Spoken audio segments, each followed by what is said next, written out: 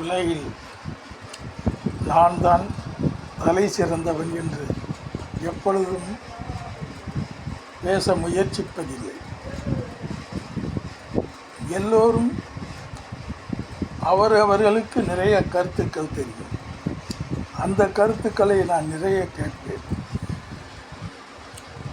நான் தலை சிறந்தனா என்று நீங்கள் சொல்ல வேண்டுமே ஒழிய, நான் தலை சிறந்தவன், பேச்சில் சிறந்தவன் என்று நான் சொன்னால் அது மாபெரும் வெட்கக்கேடானது. எல்லா மனிதர்களுக்கும் வாழ்க்கை தான் பாடம் புகட்டுகிறது. வாழ்க்கை என்பது ஒரு பாடம். வயது கூட கூட வாழ்க்கையில் பாடங்கள் நிறைய நம்ம கற்றுக்கொள்ள வேண்டும், கற்றுக்கொண்டு தான் ஆக வேண்டும். அப்படி கற்றுக்கொண்டவற்றை நாம் எதில் தவறு இல்லை என்பதை புரிந்திருப்போம். ஆனால் வெளியில் பேச பயப்படுவோம். ஏன் இந்த காரணம் என்றால், நாம் ஏன் துன்பத்தை விலைக்கு வாங்க வேண்டும் என்ற காரணம் நிச்சயமாக இருக்கிறது.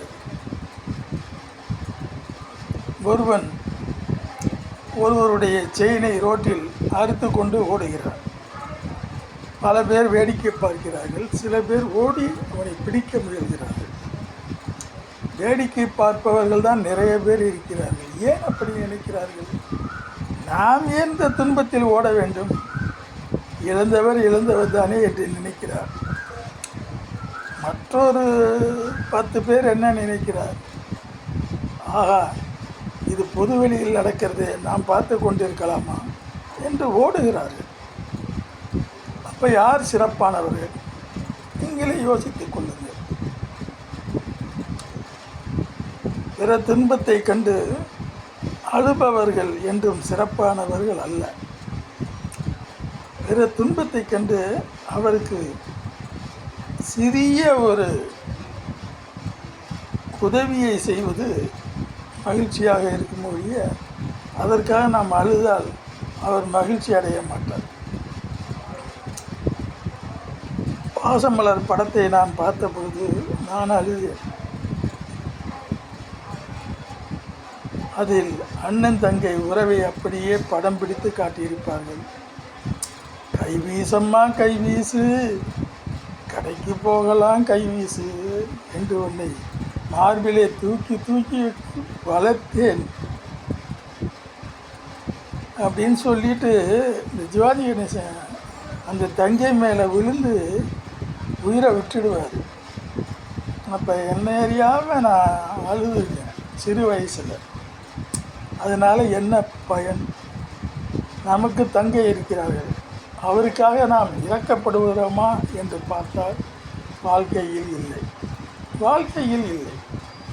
படத்தை பார்த்து நாம் அழுகிறோம் ஒழிய, வாழ்க்கையில் அது நடக்கிறதா என்றால் இல்லை. இதுவெல்லாம் காரணம் மனிதனுடைய சுயநலம் மட்டும்தான் அங்கே போதிக்கப்படுகிறது. சுயநலமாக வாழ்ந்தால் இந்த உலகம் எப்பொழுதுமே கூட்டு அந்தஸ்து பெற முடியாது.